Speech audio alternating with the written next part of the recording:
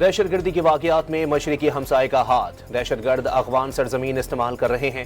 آخری فسادی اور دہشت گرد کے خاتمے تک جنگ جاری رہے گی۔ وزیر اعظم نے قوم کے ساتھ مل کر فتنے کو ختم کرنے کا عزم دہرا دیا۔ شہید ایرانی سپریم لیڈر اور ان کے اہل خانہ کی تدفین کی تیاریاں، مشہد میں روزہ امام رضا علیہ السلام تک لاکھوں عقیدت مندوں کا سیلاب، رش کے باعث جسد خاکی فضا سے روزہ امام رضا علیہ السلام منتقل کرنے کا فیصلہ۔ بلوچستان میں دہشت گردی کے واقعات کے خلاف کوئٹہ کے 2 مقامات پر دھرنے جاری، مظاہرین کا علاقے سے دہشت گردوں کے مکمل خاتمہ کرنے کا مطالبہ۔ برطانوی ہائی کمشنر جین میریٹ کی نائب وزیر اعظم و وزیر خارجہ اسحاق ڈار سے ملاقات۔ برطانوی ہائی کمشنر نے خطے میں امن و استحکام کے لیے پاکستان کے کردار کو سراہا۔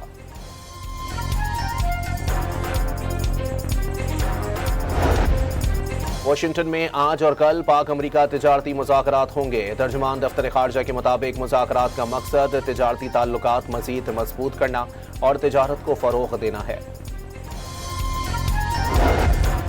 اور کراچی کے علاقے نارتھ ناظم آباد میں فائرنگ سے خاتون سمیت 4 افراد زخمی۔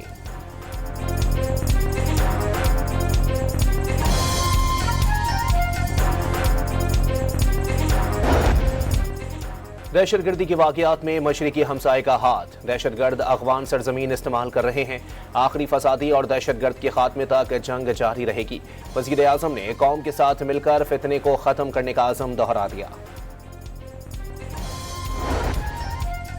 شہید ایرانی سپریم لیڈر اور ان کے اہل خانہ کی تدفین کی تیاریاں، مشہد میں روزہ امام رضا علیہ السلام تک لاکھوں عقیدت مندوں کا سیلاب، رش کے باعث جسد خاکی فضا سے روزہ امام رضا علیہ السلام منتقل کرنے کا فیصلہ۔ بلوچستان میں دہشت گردی کے واقعات کے خلاف کوئٹہ کے 2 مقامات پر دھرنے جاری، مظاہرین کا علاقے سے دہشت گردوں کے مکمل خاتمہ کرنے کا مطالبہ۔ برطانوی ہائی کمشنر جین میریٹ کی نائب وزیر اعظم و وزیر خارجہ اسحاق ڈار سے ملاقات۔ برطانوی ہائی کمشنر نے خطے میں امن و استحکام کے لیے پاکستان کے کردار کو سراہا۔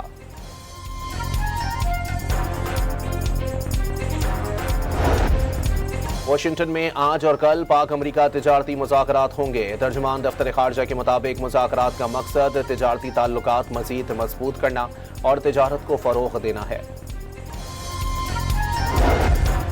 اور کراچی کے علاقے نارتھ ناظم آباد میں فائرنگ سے خاتون سمیت 4 افراد زخمی۔